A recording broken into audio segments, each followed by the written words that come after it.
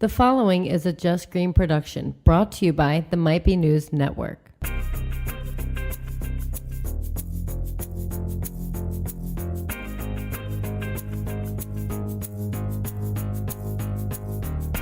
What's up, everybody? Happy Friday, and welcome to Might Be Brews, the podcast where we explore the people, places, and brews of the craft beer world. Please, if you haven't already, check us out on your favorite social media platform, Facebook, Instagram, Twitter, whatever it might be. Our handle is @MightBeBrews. And also, shout out to CJ. The new website is up. It's a nicer, easier, convenient way to check out all the podcasts. Go to mbnnetwork.com/brews, and there you can find the link to the latest episode, whether it's SoundCloud, Stitcher, iTunes, Google Podcasts, Spotify, they are all there. Now, this is a very, very special episode. We're continuing Takeover Week, and we are being taken over today by Levante Brewing Company. So let's go around the table and introduce everybody. I'm your normal host here, John, and across from me, your other host. Happy Thursday. Steve, what's going on? How is everybody? Good to hear you. Taylor, the man behind the board, the producer man. How you doing, man? What's up, everybody? Happy All right. Friday.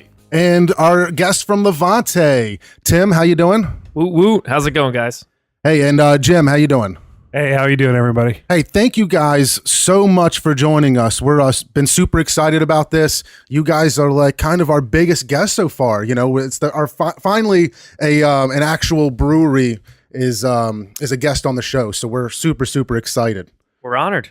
Yeah, thank you so much for being here. Now, I'm jumping a little bit ahead, but there's been a big announcement about Mercury, and we want to talk about that.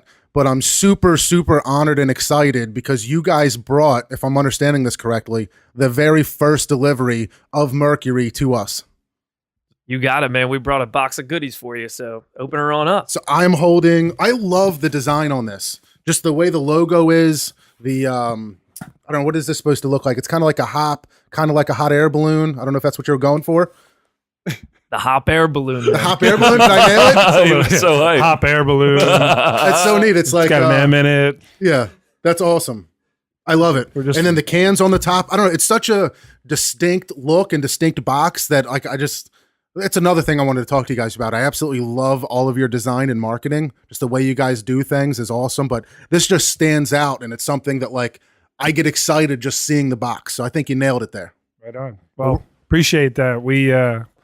There was kind of like a mixed decision. I'm going to fall on my own sword here. So I'm the guy that's supposed to do all the marketing stuff for Levante, and I thought we should just do a plain box and not broadcast that there was any alcohol in the box or anything like that. Oh, interesting. And Tim smartly overrode that. I got to give him credit. That's why he's the boss. Nice. And he came up with this idea with Zach and Spencer, who are just terrific parts of the marketing team, and just came up with a whole design concept of that. And when I saw it the first time, I'm like, okay, I'm absolutely wrong. Yeah, that's awesome. Yeah, I mean, it's all we recently brought on full time our artist Zach Woomer. Okay. And we recently one of our brewers who is the whole time he's been with us has been a brewer and our brand coordinator, our social media guru. Okay. So we've moved him fully into the whole branding and marketing, and this is one of the products of that. Just a That's dedicated awesome. marketing team. Is that Zach? Zach and Spencer. Zach and Spencer are killing it. All right, so you guys are actually going to hear us open the very first Mercury box. Here we go. I'm so right. freaking excited. I can't wait to see what's in here. I can tell. I'm excited. I've been looking at it like, what's in that box? Sound effects. Oh, Man, check this out. What's in there? This is neat. This is like one of those unboxing videos on YouTube, where it's just like a review of I don't know, anything. Like you order Guys open like baseball cards. yeah, something like that. yeah. Like a That's Ken awesome. Griffey rookie. So there's a really, really nice letter in here. Welcome to Mercury. That's really sweet. Anyway, let me get a little closer here. We got some stickers. We got some coasters. What? This is awesome. So let's see what we actually got in here. We got three Tons of 4-packs. coasters. So we got a 4-pack of Tickle Parts, one of my favorites from you guys. I get it almost every time I see it on tap. Coasters have scanned for free shipping on them. Oh, wait. This is a mix pack. So we got Tickle Parts, King of Birds. which we had out of the. Did we have out of the fermenter? Yes, you did. Yeah. Yeah, that's the one we That's took the a one little we had. sneak peek at. So I have a can of this sitting at home, but I haven't cracked it yet. But I'm super excited because it was so good. We only did mixed 4-packs for you guys. We don't have like elves in the brewery mixing 4-packs Gotcha. all the time, but I was in there this time. Exclusive. So look at the way this is packaged. This is really interesting. Was this part of like the whole design for you guys for Mercury? Like how to hold a 4-pack carefully in the boxing? Yeah, they were custom made, designed so just to protect the contents of the package and make sure things weren't getting shaken around and That's cans incredible. dented. So it really worked out nice. Yeah, that's awesome. Let's see here. Cloudy. Yeah, the whole concept was to suspend the 4-pack in the box without we wanted to be conscious, environmentally conscious, sustainable, but at the same time wanted the beer to get there without dents or being exploding on the way. Right. So now, how does Mercury work? I'll get really super logistically in here. Is it going out UPS? Is it their own service? No, basically, we've contracted with a third-party logistics company. They're out of like the Audubon Trooper area. They're called Quick Courier Solutions or Quick Courier Services. Yeah, that's it. Sorry, QCS. And they have hubs across Pennsylvania, and so basically, when you place an order at any time during the day, the very next day, like within 12 hours, because we give you a 12-hour window to cancel. 12 hours or so later, we're packaging up everything, fresh beer, absolutely canned, maybe a week or two at the most. And then we take it to QCS, and then they distribute it across their hubs. And then what they do, because they're on the hook for age verification. So a lot of people are like, how can you do this? And, how do you do the whole 21 or over thing? So they'll contact you. And it's very similar to Tavour and how Tavour sends beer to people in Pennsylvania. They contact you and they say, look, here's an email that says, Jim, here's 3 windows of opportunity between 8 in the morning and 1, between 1 and 6 on these days. What works best for you? You tell them, just make sure you're there, and they show up, they card you, and then here's your beer and have a nice day. Huh. That's pretty excellent. So if I place an order today, what's my shipping time about? We think, if you really break it down, and we've only done this for a week, but give us 24 hours or less on our end, then they need about 2 days. And that 2 days is trying to figure out which hub it goes to. And then the very next day, so you're on day 3, they're calling you and they can bring it to you within 24 to 48 hours of when you acknowledge that you're there to receive it. A lot of people send it to work because there's always someone in the, in receiving that's 21 years of older and just can sign for it. So Right. that's a lot easier for people. And, if your company doesn't allow alcohol, on company property, then obviously, ship it to your grandmother's house or something like that. As long as they're in Pennsylvania and as long as there's someone 21 years of age or older, you're golden. Are you saying that grandma doesn't work? The other thing to add is we're working on Saturday delivery very soon. So Okay. hopefully mid to end of February, we'll have Saturday delivery. But right now it's Monday through Friday, typical business hours. I'm going to make a sound right now. It's signaling that I'm a little parched. Yeah, it's time. What do you want to start with? So just to be clear, we got Tickle Parts, we got Cloudy, we got double dry hopped Cloudy, Raspberry. We've got, what is this? Friends Without Benefits. Friends It's Without brand new. Benefits. It's never been released yet. I saw this Oh. online, but nobody's had this yet, I guess, right? Awesome. Yeah, somebody found one, what we call like alley beers. It's like friends of ours that we sneak cans to, Yep. and they post on Beer Gods or Beer Nerds or something cool. I like see that. They're like, hey, found this Found in it alley. an alley. Yeah, it's just something That's awesome. quirky that we do just to kind of get people's attention. Yeah, that's cool.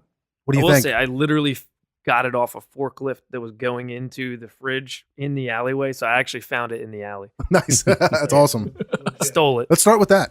Let's do Okay. that. Right. So what is this? What is Friends Without Benefits? So, friends, this is funny. I haven't tasted it yet, believe it or not. Okay. I tasted it in the fermenter and it literally just got packaged today.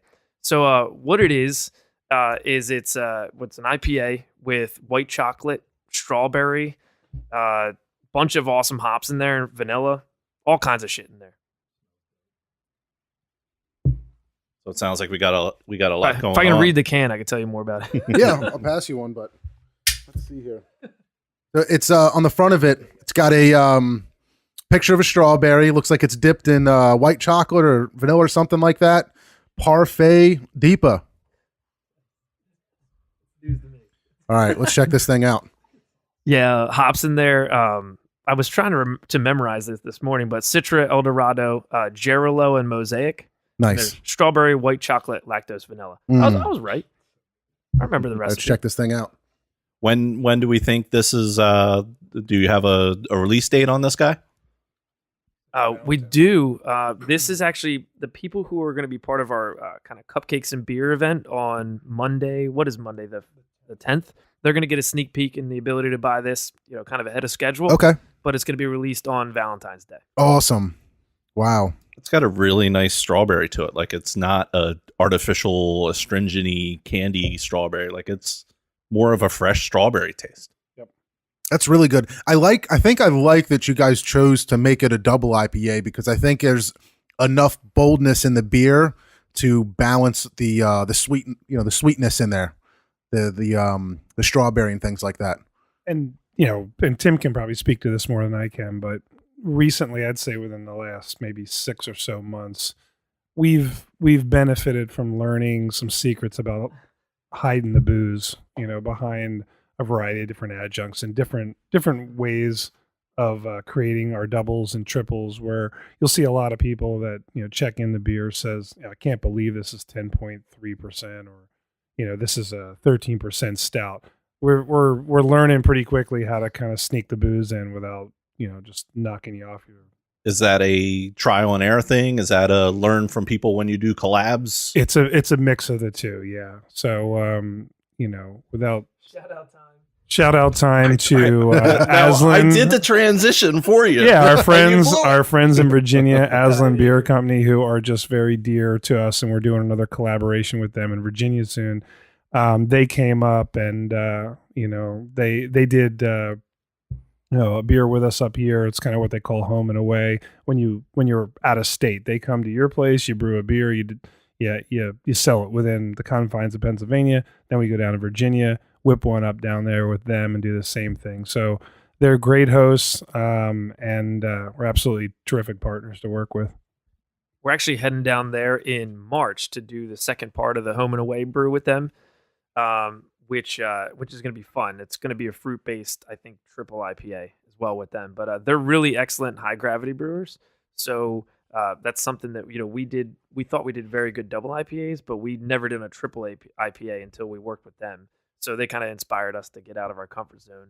And then this was inspired by and is dedicated to anyone who's ever been friend-zoned and has Everybody been a has. friend without benefits. Yeah, that's awesome. And it's perfect for Valentine's Day. There you go.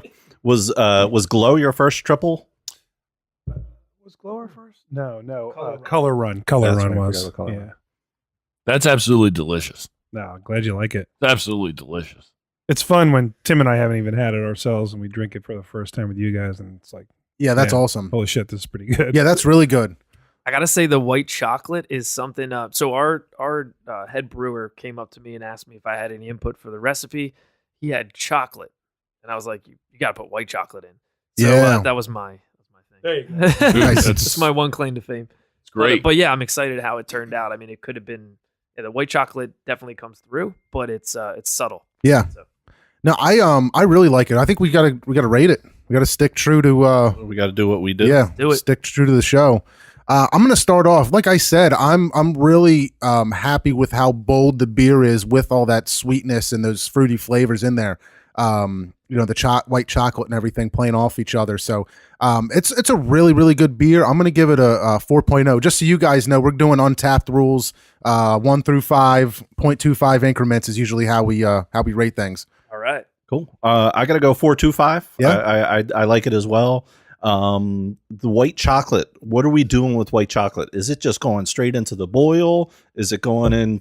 Where's it going in at? So this white chocolate is actually a powdered pure white chocolate Ghirardelli's, and it's going into the boil. Wow. Or you went high class on us. You didn't even go Bobo white chocolate. We You don't had to mess go- around. It's actually a lot of the Ghirardelli products that you can use in brewing are being discontinued, so we're moving local to Hershey.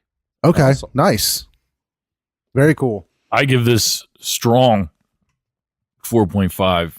Wow. Thank you, man. It's a double IPA, which I don't typically get into. Super smooth. It's very refreshing.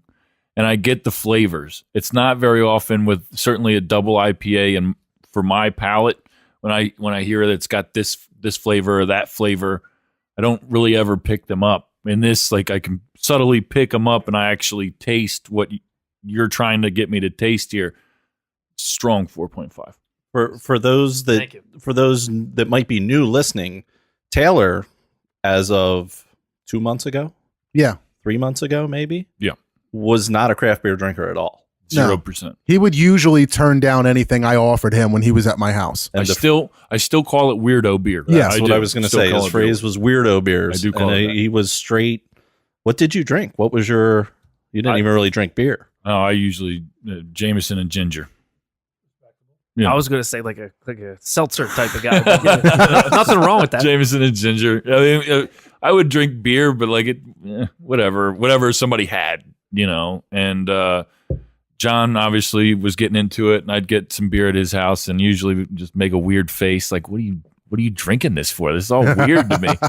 And these guys challenged me to try more things and drink it or sink it every week, and it's been a lot of fun. And I just bought my first mixed 6-pack for the Super Bowl. Me and my wife went out because she feels the same way about it as I do. Weirdo beers. You can't see me doing the quotes, but weirdo beers. So we went out and got some beers we never had, and that was the first time we ever did that. And it You was fun. texted me that picture, and I immediately, I think, reached out to Steve and be like, Yeah. look what's happening.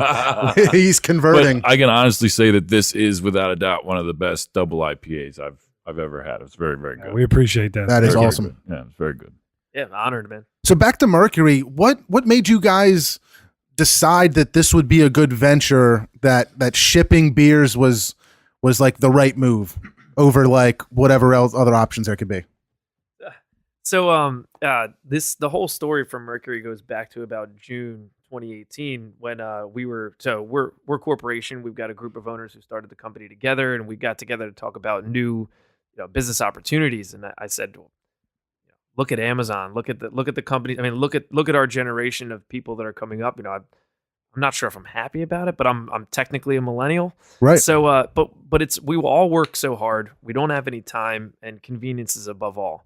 So, especially for those people who are, visiting us from far away, who can only get our beer when they drive to the brewery because of our model and how small we are. Mhm. We wanted to offer something to complete that customer cycle, where, maybe they have our draft beer at a restaurant in Pittsburgh.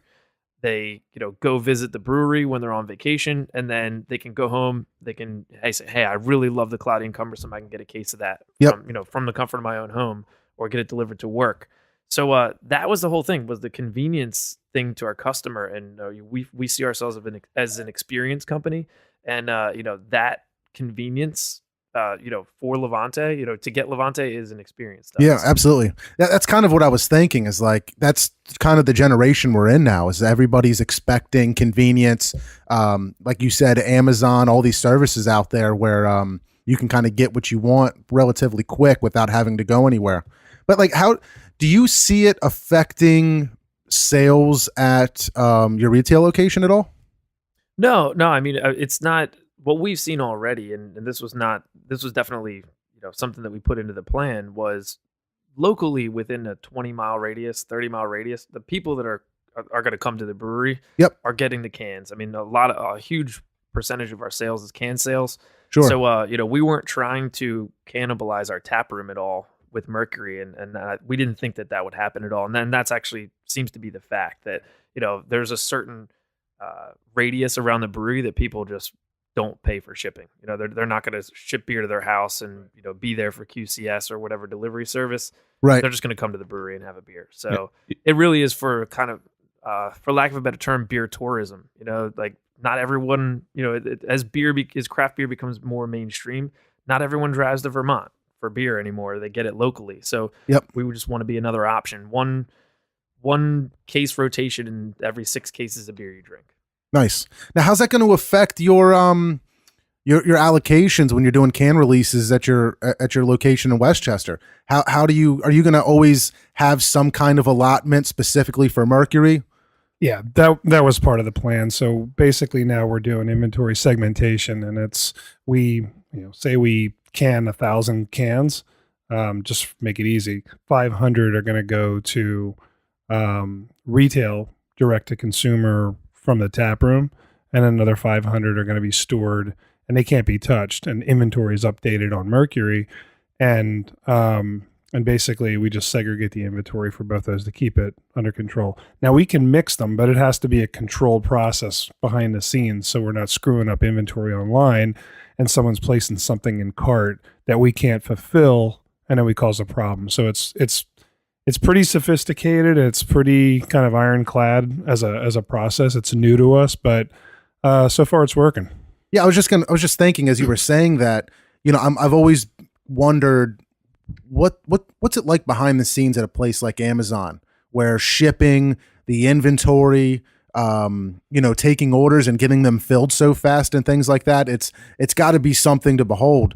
And thinking about you guys, you know, there's been a lot of people in front of you that have done this. So like, did you guys kind of pick out like some kind of automation system, like software or something like that? Or are you guys just like handling it in house? It's all handled manually in house. So it's canned on our new canning line with, you know, a bunch of love and labor. And then it's carted into another section of our warehouse, and the inventory is segmented there. And then everything is packaged and fulfilled by hand. Everything is driven, you know, in our cars and whatever over to QCS. And I mean, we don't have a truck. We don't have any of that stuff. So we're just doing it by hand. That's awesome. It's kind of like, I don't know, like just getting it done in the weeds, making it happen. Yeah. I mean, we really bootstrapped this whole thing. You know, we didn't, we opted to spend the money and invest on a canning line so that we had, you know, the maximum control over the product, you know, the shelf life, if you will, not that it goes on a shelf, but the shelf life of the product, the quality of the product, so that we can send it and it can last another week and still taste fresh, or 2 weeks. Right. So, you know, at the end of everything, we're like, okay, well, where are we going to put all this beer? Are we going to send it out to a distributor and, you know, buy it back, or what are we going to do? So a group of our team got together, a lot of brewhouse guys, and we bought 2 huge shipping containers. Yep. And we insulated them, and we put window units in them. And, something we learned, shout out to our boys, down in Maryland. It's essentially, we went down to Burley Oak, and we were like, how do you keep all your shit cold in the summer? They're like, we got these big, shipping containers out back with these refrigeration units in them. Like something you would put in your window at home.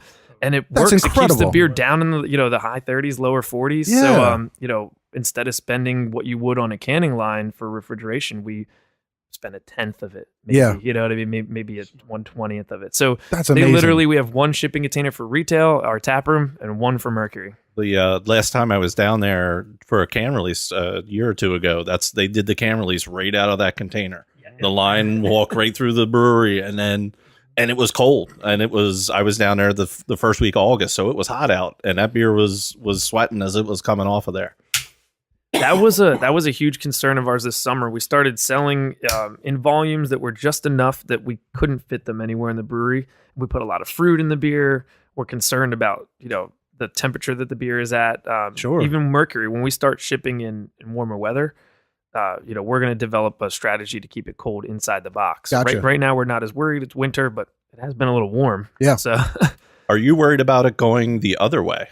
Especially when it's been, the polar vortex was down here this week. Last week, I should say. No, I mean, alcohol. You mean from a freezing the beer? Yeah. Alcohol's got a lower freezing temperature, so it's tolerant to it. You'd have to literally, leave it outside in 20-degree weather for, a day or two to really adversely affect it. So it's handled by human beings the whole way. It's not left anywhere, unprotected or out in the elements or anything like that. And like Tim said, we actually talked about it today and said, some of the, we've picked a couple of customers that we asked, you got to call us and tell us what the feedback is, especially on cloudy raspberry, because it does have some fruit in it, and we don't expect any issues with it. But again, it's all about quality control. We incubate our beers and warm them up on purpose over days and weeks just to make sure that we're not going to have gushers or seams ripping on the cans. We're doing everything we can based on things that we've read and some experiences that we've read about with other breweries, just trying to avoid any customer friction. So we know there's going to be issues. We'll make them right. That's what we do. That's awesome. I'm going to just go ahead and crack another beer here so we can get tasting while we're talking. But I'm going to crack this double dry hopped cloudy, raspberry cloudy. But I know it's early. You guys obviously just started this week. But what do you have any ideas for what the future of Mercury could be? Are there any big ideas of where this could go? Can it get bigger? Are there other things that can happen? Yeah, I mean, Mercury was originally my baby. I had grand plans for it to be the next Amazon, but not really. We ultimately, like I said, we just want to provide another service to Levante followers, our fans that have supported us all the way, that are across the state. And if we can get into everyone's hands who wants our beer, that's good enough for us. But ultimately, we just want to be able to, we just want the access. We want people to be able to get our beer, and it can be as small or as large as it gets. I mean, we want it to grow organically. Right. The customer is going to dictate how big it gets. Sure. I mean, if this is just an incremental kind of play for us, and it sustains itself, and it doesn't lose money, that's great. I mean, I think we'd be a little disappointed, but we'd be realist. The main thing I think we want people to understand is this is not a play against wholesale. We wholesale our draft beers. We've been doing it since 2015, but we don't wholesale our cans because we want to control the intimacy and that exchange and keep it a direct to consumer transaction. It's not to try to hurt anybody or because we're just trying to be, I don't know, what's the word? Selfish about it. We've always just controlled our can sales. It's just something quirky about our brand. I think one of the other brands that does it locally is Tired Hands, and we respect what they do, and we respect the way that they want to control the quality and the entire experience, and they just don't want their cans on shelves. And we were kind of inspired by that, I think, and modeled our direct to consumer can sales the same way. Sure. I can think of a few big companies that do that. I mean, think about the trips we've made to, Trillium or Treehouse and things like that. You can't go to a Whole Foods or a Wegmans and grab a 4-pack of that off the shelf. You have to go to the source. Yep. But what's nice about that is that you're always getting the absolute freshest. A lot of times you can watch it coming off the line as you're buying it. It's an experience, and I think that's really neat that you guys are wanting to keep that intimate connection with the customer that way. Thanks, man. I mean, hey, let's be honest. Who here, show of hands? I know no one can see the hands, but who here has gone to a distributor or a 6-pack shop or whatever, bottle shop or even Wegmans, and bought a 6-pack of beer, 4-pack of beer, got home, cracked it, and you paid top dollar? Yep. And that shit was old. Yeah. All the time. Oh, dude. And I'm always mad at myself for not checking first. Right? Like I've been burned too many times, and it's ridiculous that I just, hey, there it is, and grab it. Sometimes though, even though you check and you got the code reader app on your phone and all that kind of stuff, it's like you get home, you crack it, and you're like, I don't care what anyone says. This shit's old. And that's not an experience that we want our customers, our followers who pay a lot of money for this beer to have. Jim alluded to control over our beer. Like, even if we know these distributors really, really well, we've lost control at that point. Not only of quality, but price. We could put that out there for the standard, wholesale to retail markup, But we've seen people what they do with cans. I mean, they'll sell them for $8 a can, $10 a can. Yeah. We can't have that associated with our brand. Like, we're not trying to price gouge, and that's just something we want to stay away from. That's awesome. That's such a good like brand value to have. And I think us as consumers can appreciate that we can always count on getting top quality product from you. Thanks. That's awesome. So let's sip these beers here. I want to hear what everybody has to say, because it's a tough thing to talk about with you guys in person, but I've been on record saying that I'm not a fan of Cloudy. Oh, you're the one. I'm the guy. He's the guy. Oh, we're going to change that today. Yeah, well, I don't know what it is. So if you guys having the brewing experience, I'm really curious to know what's different in Cloudy versus like a standard New England IPA. What do you guys do differently? Because to me, there's a funkiness. There's something, I don't know if it's like the type of yeast that you're using or something, because I'm not a brew guy. I have really no knowledge of that kind of stuff, but there's something in there that gives it a little bit of funkiness that's not usually the kind of taste that I go for in a beer. I think it could be two things, given your explanation of, your experience with it. One is that it's a lighter beer, and a lot of New England IPAs have a lot of residual sweetness, a lot of lactose, stuff like that. Mhm. Cloudy doesn't have that. So you're getting a lot of the earthiness from the oats and the wheat that are in there. Okay. So you get that graininess that you might not get in, you don't get it in a Pilsner because oats and wheat aren't in there. And Okay. you don't get it in a New England IPA because usually that's covered up by other flavors. Also, the second thing could be a particular hop. I'm sure you're familiar with Mosaic, but it could be the combination of Mosaic and Idaho 7 that gives it that little bit of, funky Okay. herbalness. But I love Mosaic hops. Like Mosaic Promise from Founders is like usually like a shelfie or a go-to for me, if that's like what's there. But yeah, it's one of those things. There's just that little something taste in there, but I don't know. My wife loves it. She'll get it every time that it's on. If we go to PJ's or wherever it is, and they have it on tap, she loves it.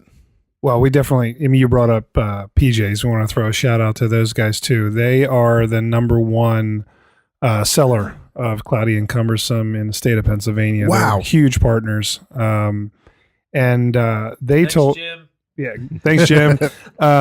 And they told us that, and again, this is what they're telling us. We're not gonna, hang a shingle out there saying something like this, but we're honored. They said it's the number one beer they sell, in volume, and they actually kind of market it as the most popular beer in Chester County, and that's saying a lot. And I appreciate where they're coming from, and whether it is or it's not, it's a nice gesture coming back to us. Yeah. And they're huge. They're part of the fam. We love them.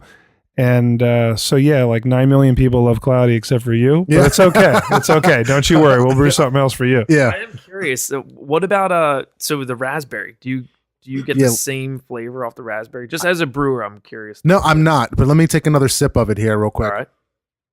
I had the raspberry on was it on Nitro at the brewery, and I the didn't get that. smoothness that Shit. beer got was great. I could see that. I don't know if it's in there or not. I think that raspberry is tart, and I think it might be maybe covering it up if it is there, but I'm not really getting it. But I like that beer. That's really good. I'm usually not a huge like, even though I love like the New England IPA style, I'm not a huge fan of like the a lot of times if there's like too much lactose or too much sweetness, I like a balance. I like to get some hop out of it, but this is really good. This like hits a lot of good points and flavors for me. So I really like this one. I'm just gonna go ahead and rate it. I'm gonna give it a 4.25. I'm very pleasantly All right. surprised with it. I'll stick with the 4.25, and you bring up something that I'd like to get to after break, which is hoppiness and bitterness in IPAs, and I think we should talk about that a little bit when we come back here. Absolutely. What? So you said 4.25, Taylor. What do you got? I go 4 on this one. I like it. I'm not a raspberry guy, so I'm really curious as to the regular Cloudy and Cumbersome to see if I am picking up what you're putting down on it, John. You know what I'm saying? But the raspberry, I'm just not a huge fan of raspberry in general, so that's not the beer's fault. Right. But generally, it's very smooth. It's good. It's really good. Well, we're always honest here. So what do you got? Did 4. you give it 4? 4. All right. Yeah, no. Awesome. Right. All right. Sweet. Well, hey, we're going to take a real quick break and we will be right back.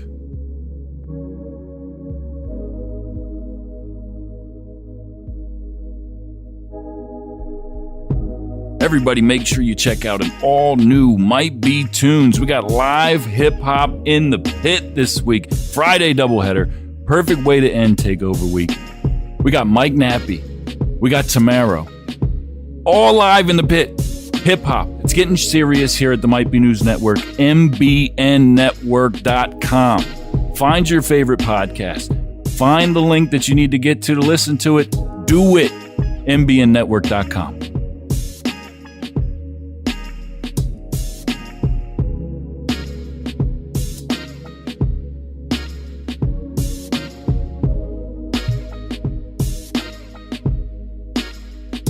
All right, everybody, welcome back to Might Be Brews. Check us out on all the social medias.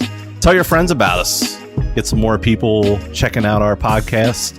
I got to tell you, I'm pretty angry when we started this podcast. I've never seen you angry. I was pretty angry because if you didn't hear, during Takeover Week, we were on Might Be Sports. Right?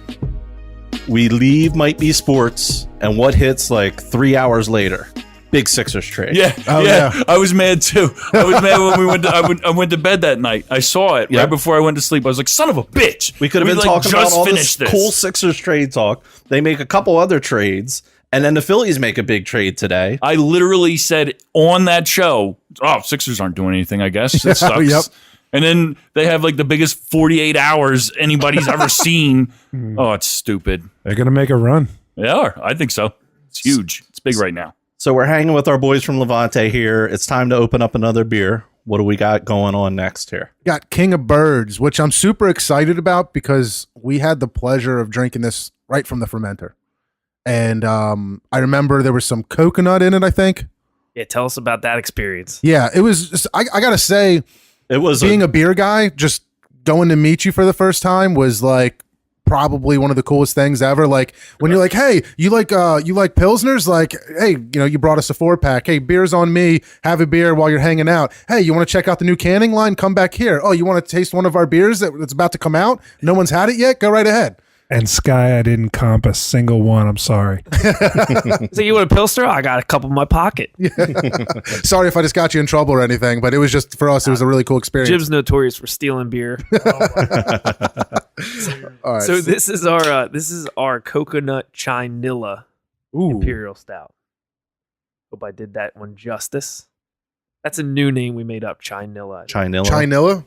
I don't know that we. What does made that it mean? up. What's the chai part of it? Like Vanilla chai. Okay.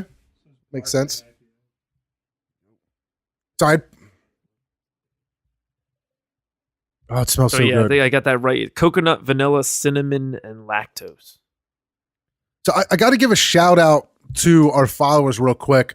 I'm pretty sure we added at least 100 new followers this week on our social media platforms. That was just Facebook. Instagram, I think, went up almost 100 also. So everybody that's been following us, we really appreciate it. And we got a little bit of feedback from some people. So I want to give a shout out to a couple people here. Megan Brock Bruton, I think is how you say it. Megan. Estrella. Yeah, is that from Estrella? Yeah. Awesome. Megan. So she sent Thanks, us Megan. a little question for you guys, and it said, do you think a wider reach will create more demand for your beer or cause something that was once very special to no longer be special? For example, Megan said she was the director of marketing for Krispy Kreme, and at one point, this was a big struggle for their retail locations. Once they started selling them in grocery stores, gas stations, they lost some of their appeal and hurt their retail locations. So what do you guys think about that, and how we kind of talked a little bit about it, but how Mercury's going to affect it? Well, it's a great question. I want to say thanks, Megan, for the question, and thank you for your partnership at Estrella and everything you do for us. You carry a lot of our beers, and you're a great foothold in Downingtown for us, and we love you. But the easy answer is that Krispy Kreme put their product in wholesale distribution through 7-Elevens and those things. And the difference between Mercury is it's direct to consumer. So not that anybody needs like a marketing 101 or a retail 101, but wholesale and direct to consumer are completely different models. And it sounds to me that Krispy Kreme went the wholesale route, which is fine. I mean, they both work and they both have their ups and downs and their challenges. And I think in our model, we just want to own, like I said earlier, the entire experience, and we want to own the problems that come with it, and we want to be able to handle them ourselves. And again, if it's a good experience, it's our fault. If it's a bad experience, it's our fault. Yeah. I don't know a lot, but I do know a lot about Krispy Kreme donuts. Okay. So my experience with Krispy Kreme was when they did have their standalone locations.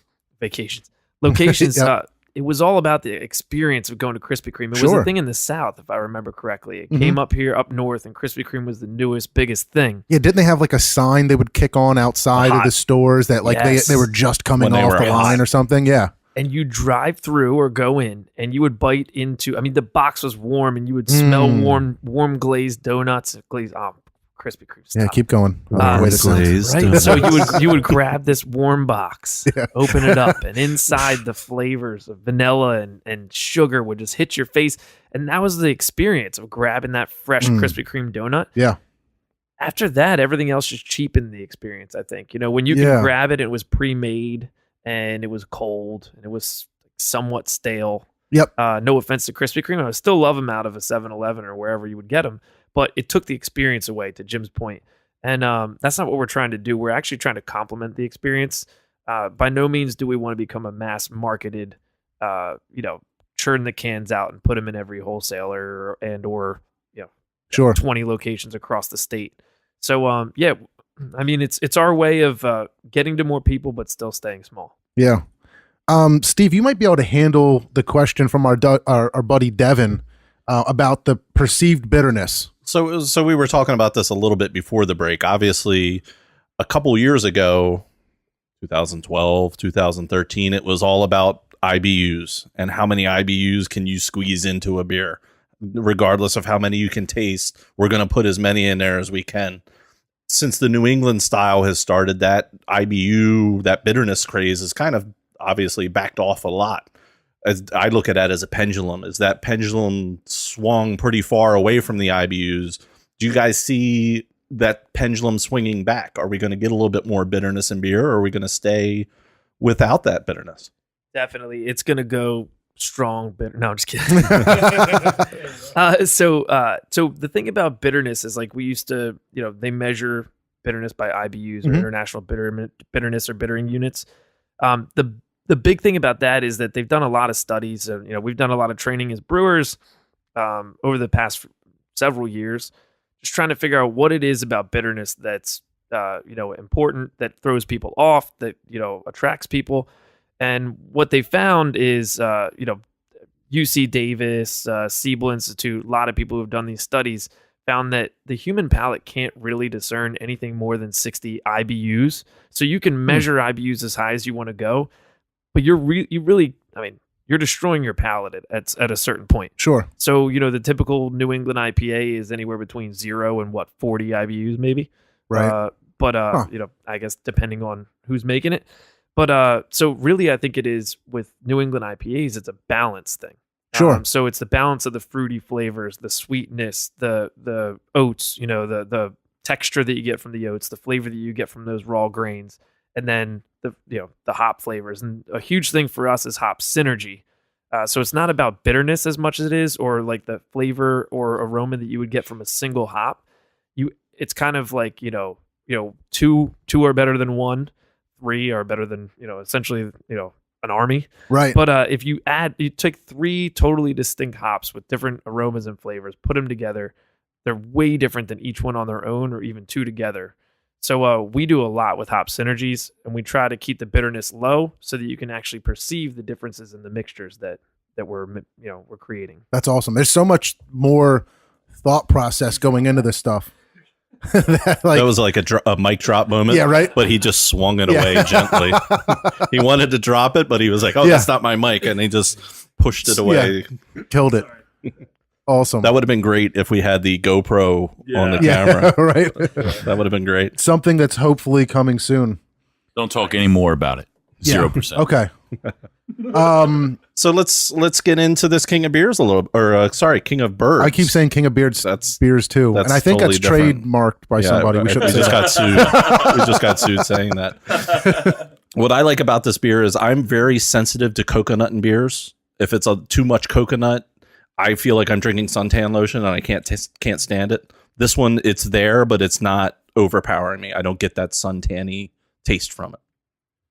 I'm almost like speechless from this. Like I absolutely love this beer, and I'm usually an IPA guy. I go for an IPA, New England IPA. But if I'm going for a stout, I like heavy stouts. I like my bourbon counties, my CBSs, the really heavy hitter, full bodied. And this is just hitting so many good notes for me. It's an awesome ride. The coconut's actually not too sweet. It's just a great like flavor that's enhancing this whole thing. And I'm loving this beer start to finish. Like I almost stopped Steve dead in his tracks. Like, I'm sorry, you have to stop. I have to say this beer is amazing because I just can't wait another second. Somehow I was able to contain myself. But I absolutely love this beer. I can't wait for people to try it. Oh, we're glad you love it. And so we got to give credit to our head brewer, Greg. I mean, Greg Harris. He's our head brewer and director of brewery operations. He's a huge fan of balance. He's a huge culinary geek. He loves food. We'll call him a foodie, but really just like he likes food a lot. Yeah. So he's a huge fan of balance, and he takes his inspiration from, pretty much everywhere in the culinary world. So, when he says it's a chai vanilla stout, that's what I call it, because that was his inspiration, chai and vanilla, then that's what it is. But he got a lot of inspiration from his honeymoon. He went to Lombok and Kuala Lumpur, the South Pacific region, and they put a lot of coconut, a lot of cream, a lot of cane sugar in their coffee beverages. So he's all about that, and he brought that back, that culinary experience back from the South Pacific, and started putting that in our beers. And That's another beer, right? King of Lombok. yeah, that's my favorite stout. Yeah, I had that at Bottle Room, I think it was, and it's just amazing. I feel like there's been a noticeable uptick in your stouts. I don't want to say like you had bad stouts before, but I feel like the last 5 or 6 that have come out, that one, Barrel Ground, there's been a difference, and it's been and really people great. actually been saying that, like it's a common theme or sentence that's said is, man, Levante's stout game is on point right now. Well, and we appreciate you acknowledging that, because it is true. Things have changed. We recognize that the body, the mouthfeel of our original stouts was, a little thin. We saw the feedback, and credit to the brew crew and Greg Harris for studying it and tinkering and figuring it out. And then again, got friends in high places that gave us a couple tips. So, that's why we do collaborations with other breweries. There's a mutual benefit. You take a little away without just biting off of each other's brand. You learn something. You polish your act a little bit. You go, wow, I didn't know that if you did all 8 Whirlpool editions that you got that flavor profile. I didn't know that if you add these types of brewery salts and change the water dynamics, the beer goes a little this way in a New England IPA versus that. These little teeny micro movements, we call them, these little micro enhancements, that's what makes your beer go from good to great. That was another beer, right? Micro movements? Oh, yeah. Well, sorry, I didn't mean to steal the mic from you. But one thing, Greg, our head brewer, he's really adamant about is when we go and we do a collaboration, the collaboration has to be like symbiotic, mutually beneficial. We never want to feel like we're taking from another brewery, and we never want to feel like all we're doing is giving. So, when we like to meet first and get to know the people, get to know their process a little bit, and try the goods, you know what I mean? Try the liquid. And it always ends up working out well. And we create these relationships, these friendships, because we both gave something and got something from each other. So Sure. I think it's really cool. And if nothing else, you just become better friends and you learn something from each other. It could be dry hopping techniques. It could be equipment. What do you use to monitor the oxygen, dissolved oxygen in your cans? It could be anything. So That's awesome. What was your first collab? Was it Free Will? Was it the Cloudy? I think the first one might have been with Stickman, wasn't it, when we did the barley Oh, the wine? barley wine. So, yeah, we've done collaborations with Stickman and La Cabra, a bunch with Free Will, Hidden River, The guys up in Hellertown, our fam, the boys, Tony and Kenny and the boys at Lost Tavern. Aslan. We just did one with Grist House from the west part of the state. That's that exciting. thing is going to be ridiculous. It's debuting on March 2nd at an event that Breweries in PA is doing. It's sold out. It's at Workhorse Brewing Company over in King of Prussia. So that's where they're having it. That beer is scary. And it's a mix between Glitter Parts and their beer. We're calling it Glitter Panda because they have a beer with panda in the name. And that's awesome. It's sick. And it's a triple milkshake like bomb. Oh, that sounds crazy. Yeah, we're calling it a tea berry triple IPA. So they've worked with a specific tea that has like a berry mixture in it. Okay. And they've done it in a few of their beers. And we asked, Greg and I got on a call with the guys from Grist House, Brian and Zach and those guys, I believe.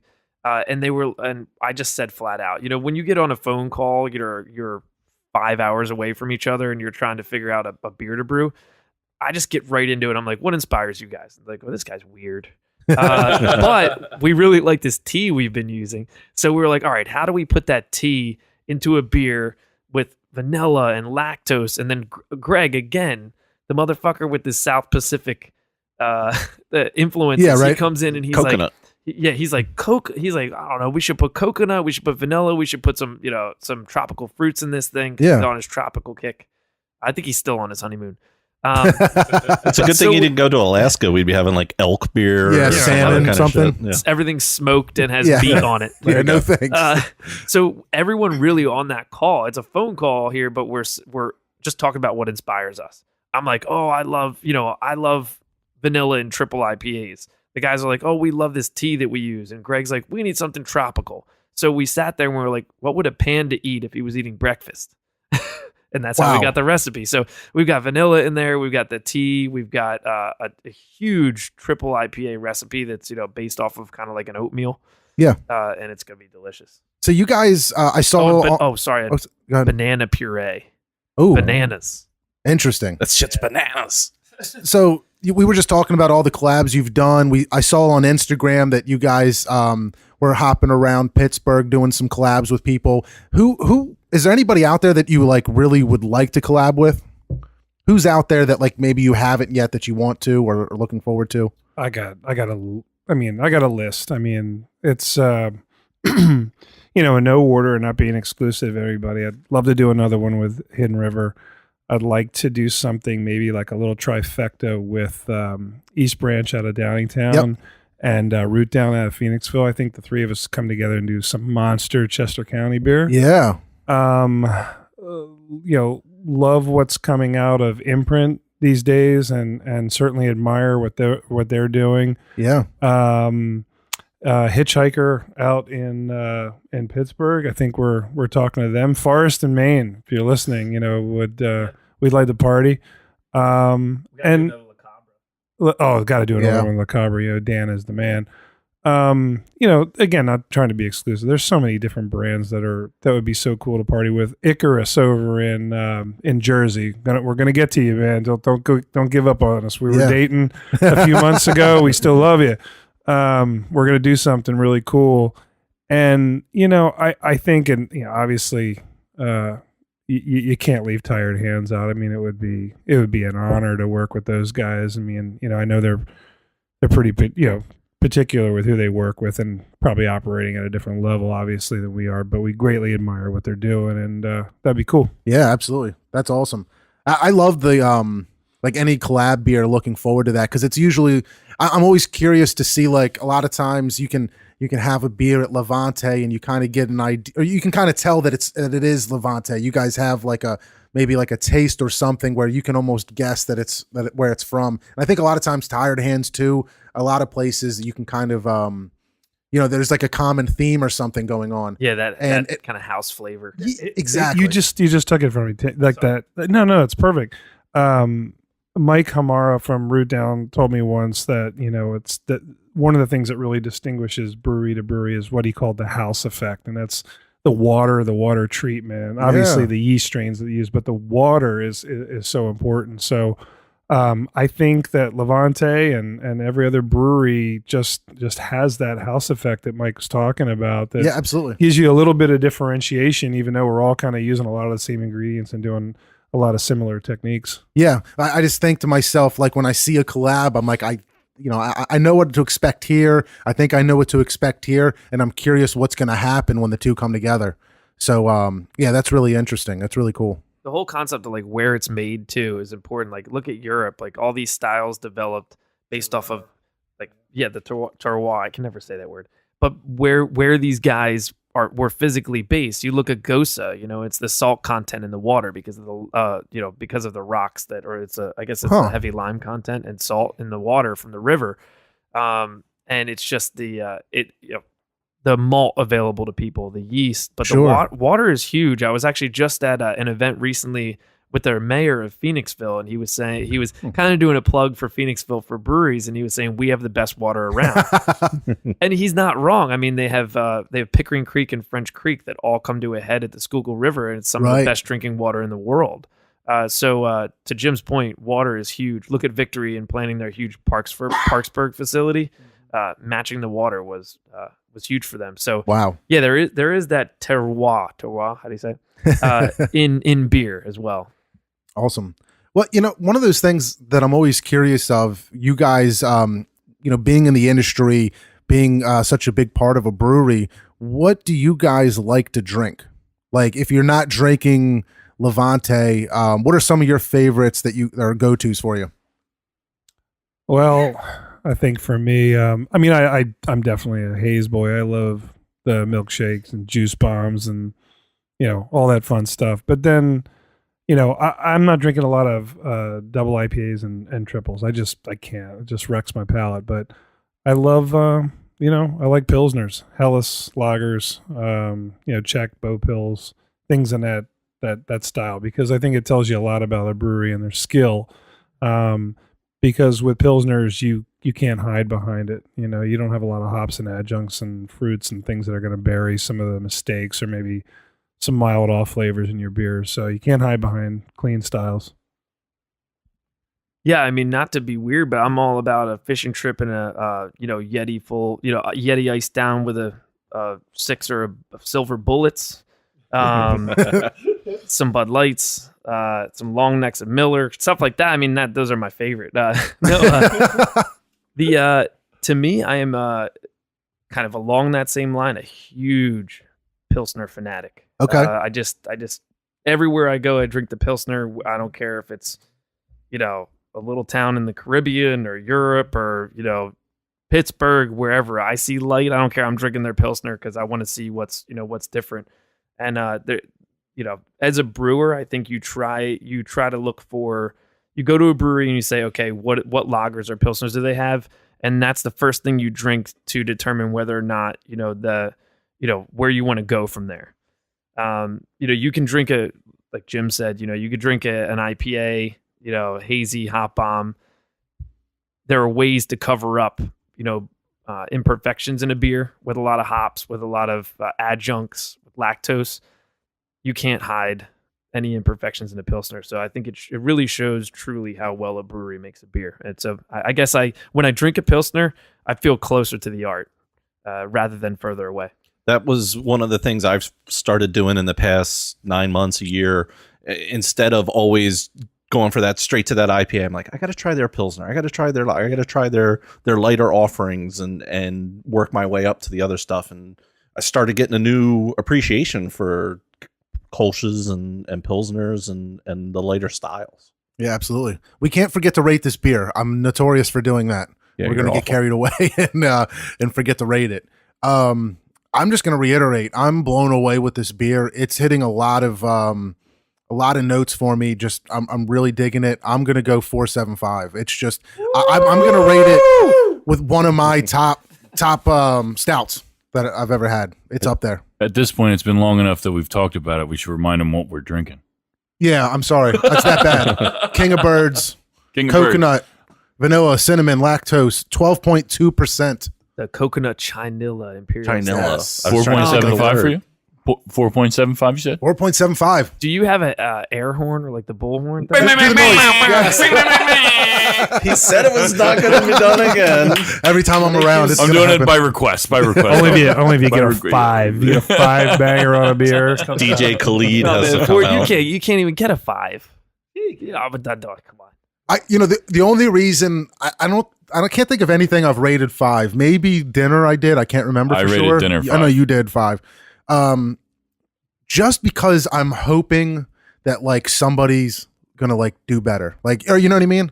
Like there's gonna be. I just want to leave room for like to find something that's like just the most incredible thing that's ever. My last 5 was Anchorage Brewing Deal with the Devil, double oaked, and it was it. I didn't want to finish drinking it because I didn't want to be done drinking it. That's one the of those funny. kind of The beers. funny thing about any 5s, you go back and you look in your look in Untapped and your past beers that you've tried. It's all based around like where you were and what you That's a were lot of it. doing when you drank that. So like that, I always said at the brewery, like we would bring out a new beer and we would just bring it in the tap room and give it to people and let them taste it. What do you think? And it's so subjective, like the experience that you're having. So I think the 5s are not. It's not the beer per se. It's when you had it, how you had it. Oh, for sure. When I started drinking beer, a 5 then is not the same as a 5 now. Yep. So it's all about the experience. Absolutely. Well, I think we're running low on time, so I want to do like a rapid fire and get through some of the rest of these questions and topics. Steve, do you want to grab your beer out? Yes, I was going to bring it up earlier. Did you rate this? Did you rate the thing? Oh, you didn't rate this yet, did you? Did you rate I King of Beers? don't think I did. I'm going. Oh, we brought old school bullet train out. I'm going 4-5 on the King of Beers. Nice. I'm going 4.5 as well. It's delicious. Ooh, thank you. The coconut wasn't overpowering. It like I'm not a big coconut guy. Like Almond Joy is like my least favorite thing. But like that's not overpowering. It didn't even like kill me with like the smell or anything. It was really good. It's good. So you heard the reaction. I just pulled a beer out of my bag. It's not the original. No, thank It's not God. the original. Thank God it's not the original bullet train. The 2016 one got away from us. Learned a hard lesson there about re-fermenting in the bottle and when you store beer in 85-degree weather. You were kind of talking about that, and I was going to bring it up when you were talking about it, but I knew I had this, so I figured I'd bring it up then. The first bullet train, little overcarbed. Yeah.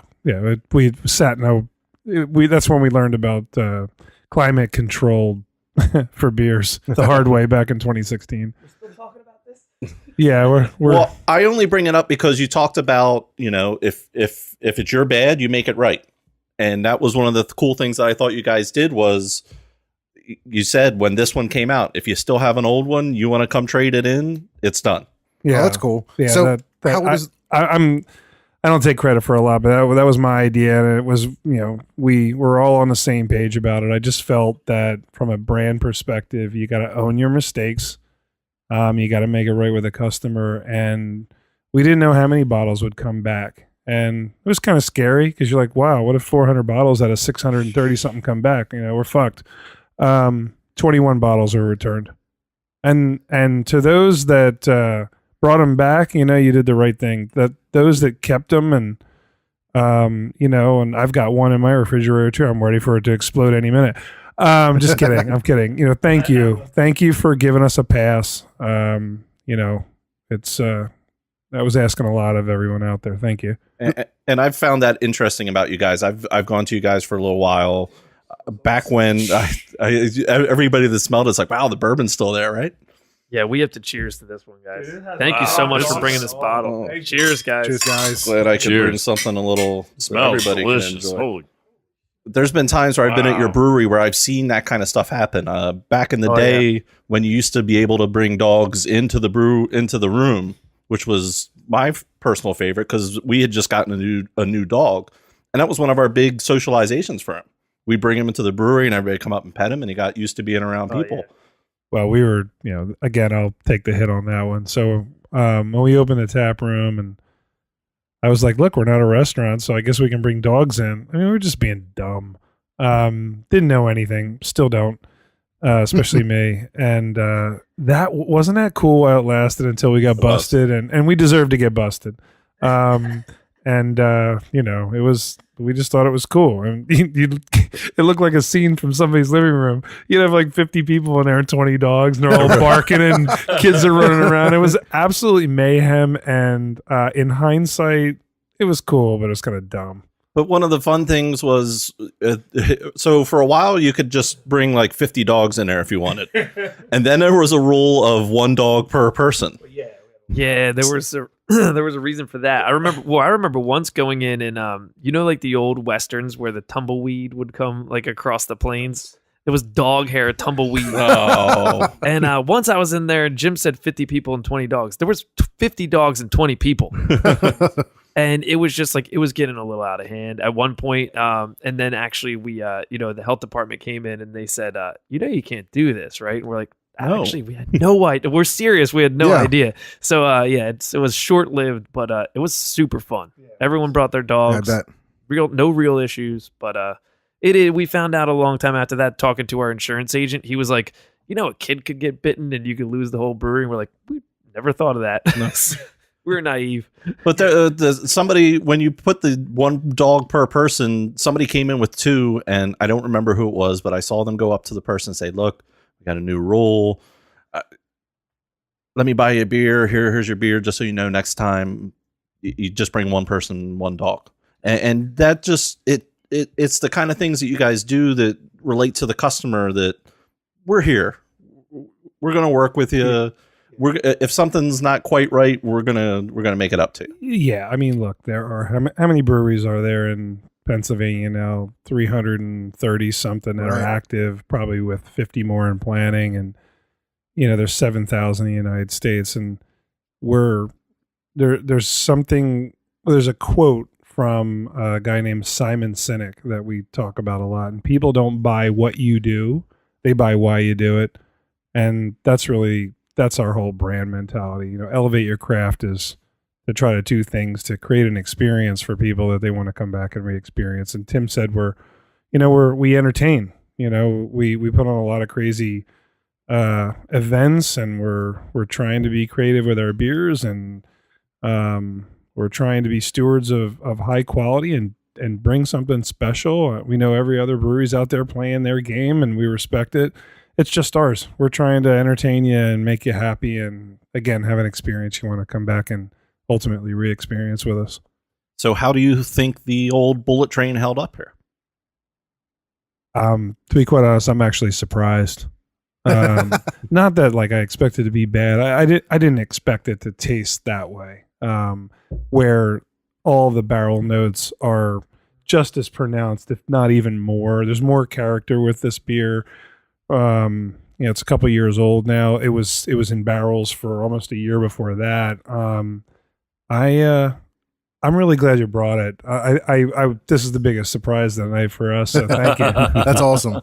Yeah, this is so cool. I mean, and you can taste the difference in the evolution of our stouts from this until now. But I'm almost glad this one's lighter, because we put this in some really special barrels. These were High West barrels back before High West got bought by Big Distilling.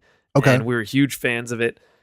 And the barrels were just I remember the day these barrels came into the brewery, and we popped the bungs and we stuck our noses in there, and we were like, holy shit. This is not some swill that we got. Yeah. This is these are nice barrels. Shout out to our boys at Northeast Barrel Company. Nice. They got us these. They came it's half a truck. Yeah. These things. We filled them up, and we just waited and waited. And I tried not to open them up and taste them every week.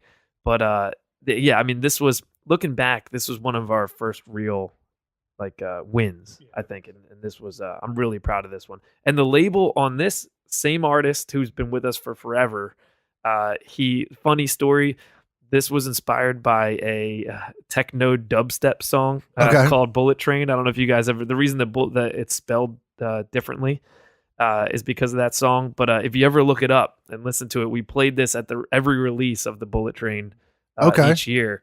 And so the label was really meant to feel like a bullet train was coming at you, but also like you were in a rave, and these lights were nice, going crazy. So that kind of Really leads good. me into one of my next questions. Is I'm always curious what goes into naming a beer. And do you guys have any specific stories that stick out about how you named a beer? Yeah, the best one's Panic Room. Okay.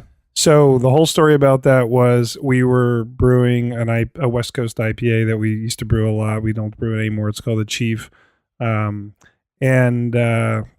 Back in those days, we'd kind of fuck around in the brew house and get distracted, and people would drink and other things. And I think it was Paul that mentioned, hey, something's wrong with the grain calculations. I mean, we should have a lot more left over. Found out that they dumped like 2 times the amount of grain in the mash tun. And so I get a phone call. They're all debating. I get a phone call from Phil Murphy. Want to give a shout out to Phil. Yeah. Phil's like, dude, these guys are debating whether they put water in it to dilute it or they do a double IPA. And Phil's like, Jimbo, we got to do a double IPA. You know, what the fuck? Got to move forward. We're going to throw every hop we have in it. And I go, okay. So they go running in and they grab 8 different hops, whatever we had, and they wrote it all down. They chucked it in there. They were literally panicking. Yeah. So we didn't know how the beer was going to come out. And his code name was Panic in the Brew House. And then we shortened it to Panic Room. And it's basically because we didn't know what the hell we were doing and brewed a double IPA by accident. And it was good, man. It was a step in the right direction for us. But yeah, it was a total fuck up. That's hilarious because I like that beer and I didn't realize that there was such like a catastrophe to make it happen. Panic Room, yeah. Our head brewer Greg was an intern at the time. Okay, he was working for the Phillies and just with us part time. Yeah, and he was certain he was fired. Like it was back then. If we had to dump a batch, you might as well just close the doors. Yeah, you know what I mean. And so the beer's in the fermenter. We're waiting for it to come out, and he's like, "You gotta take me out and like call me, tell me I'm not fired." And when we were out getting bombed.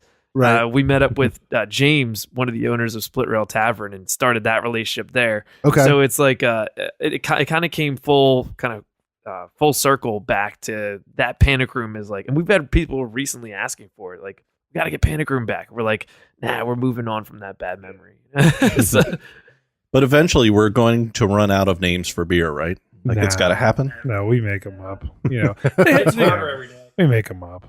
You know. We just try to have some fun with it too, not to get too serious. It seems like you guys have come really far, but like, what do you think drives the change? Is it a combination of what your the inspiration that your brewers bring, what customers want? Like, how are you staying in tune to what customers want, and how does that affect the way you guys what beers you come out with and what you guys do to keep adapting? So for us, it's based on 2 things. One, we always started saying that our competitive edge to the larger brewers, which this is way back when craft brewing was just like kind of blowing up, at least for us. We said that we can listen to the customer. You know, we have a tap room. Our friends can come in and tell us what they want to drink, and we can make it for them almost on demand.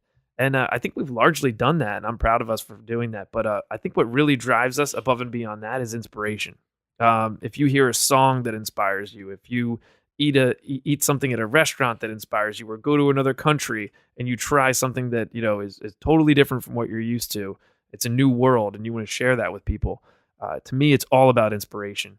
And I used to, on top of all the other jobs I had, I'd wake up super early in the morning and I'd write what I call an inspiration document for a beer. We're brewing this beer. It's these ingredients, and this is why we're brewing it. This is what inspired us to do it. And I give that to our artist, Zach, and that's where the crazy labels would come from. Wow. So that's why I call it inspiration, because that's literally what drives us. That's amazing. That's really cool to hear. Do you, we should probably rate this beer here. Go around with the bullet room. I'd really like to hear what you guys have to say. I'm going to start off. I'm going to give it a 4.25. I'm loving the bourbon coming through on this. That's a tons of good flavor. I can kind of see what you're saying. Like there's I don't know if it's the age or just the maybe what you guys were doing with stouts at the time, where maybe there's not as much of like a full-bodied stout flavor that I'm getting in King of Birds. You know what I mean? Yeah, exactly. So I can kind of see that there, but this is still really, really good, and I'm loving that bourbon and that vanilla. I go 4. The bourbon coming through really nice. I think it was definitely, it's so long ago. It was 2 years ago that I had it. I think it was definitely hotter then, and I feel like I'm getting more barrel now than hot. Yeah. I mean, honestly, I would give it I think it's a solid 4. And it's not a thin beer, but it's not where that chewiness, that real thick mouthfeel of imperial stouts needs to be in this day and age. It was a point in time beer. We're proud of it. We've moved on and grown, and I think people expect that from modern craft brewers. They have an expectation that you're going to grow and evolve, and if you don't, it's not going to be very good for you. Yeah. Yeah, I mean, it's bittersweet. I can't rate this beer. The problem is because, I feel like if I rated it, well, first off, we just drank that bottle. You'll never get it again. Which for me is the bittersweet part of it is like a memory. Yeah. I probably bottled and hand dipped this one. Wow. Which is kind of weird. I don't want to cry, but no, it's so special. I know every single thing that went into making this beer, and for me to rate it would cheapen the experience. And I appreciate all the feedback because I know that there is definitely a rating, but I just appreciate you bringing it in, man. This is a really special experience. That was so cool when you messaged me and you were like, I've got a bullet train I've been sitting on. I'm thinking about bringing it. I was like, dude, that's perfect. I had a pointillism just until a couple weeks ago, but I put it in a buddy of mine. We did a fundraiser for, and I put it in a fundraiser basket to hopefully get some more tickets for that. Taylor, you didn't read it yet, did you? I give it a 4.25. Nice. It was by far one of the best smelling beers I've ever had. Like as soon as I got it, even remotely close to my face, it was like, whoa, this smells delicious. And the taste followed through with that 4.25. That's awesome. We'll give credit to High West for the barrels for that one. It's really good. Really cool. good. Well, guys, I have to say, I am so thankful that you guys came out and did this with us. It was a ton of fun. I'm super honored we got the first Mercury delivery. I think that's absolutely. so freaking cool. And it's so neat to hear from you guys your story and what your values are in your business, because I think it's like a whole new appreciation to see how much you guys value the customer and the experience that you're trying to get across to everybody. To kind of understand that from you guys, I think is going to make that experience every time that we go, and hopefully our listeners go and have beers with you guys, kind of understand it and enhance the experience, that they're like, hey, I know what these guys are going for and what they're trying to do for us, and the beer's that much better for that. So I want to thank you guys for that, sharing your stories with us, and it's just been a blast. Thank you guys so much, and I implore people when they come. I mean, I know a lot of times we look like we're running around and we're busy, or the brewers are doing something. Come say hi. I mean, we appreciate everyone so much, and we love what we do, and we want to do this for the rest of our lives. And you guys are why and how we do it. And I think Jim would say the same thing. But thank you guys so much. Absolutely, thank you. Yeah, absolutely. Thank you guys for having us, and best wishes for you growing the podcast listening audience, and. It's great. What if there's ever anything that we can do for you, we're right down the street. Okay. I appreciate it, man. Awesome. It's awesome. I'm looking forward to a continued partnership. Maybe we can make this the thing we do a couple times a year. And if there's ever some big news we want to talk about, let's get together and do it. Sounds good. See you next Thursday. Thanks, guys. Absolutely. Hey, all the new listeners, if you're just joining us, if you've been with us, thank you so much for letting us talk at you. It means the world to us that you guys are taking the time to hang with us. So thank you very much. This was an off week. We'll be back next week. Yeah, we'll be back next week with a new episode. I might not be there, actually. I've got some travel plans going on, so you might get a John-less episode, but I know Steve is he's got the radio voice. He's the real on-air talent, so he's going to be just fine. Be recording on Valentine's Day, so I might get divorced, but hey. It's for the good of the show. Do what we got to do for the show. For the good of the show. Me and Steve might be drinking Budweiser. Oh, yeah. Awesome. All right, guys. Thank you so much for hanging out with us. We really appreciate you, and we will see you next week.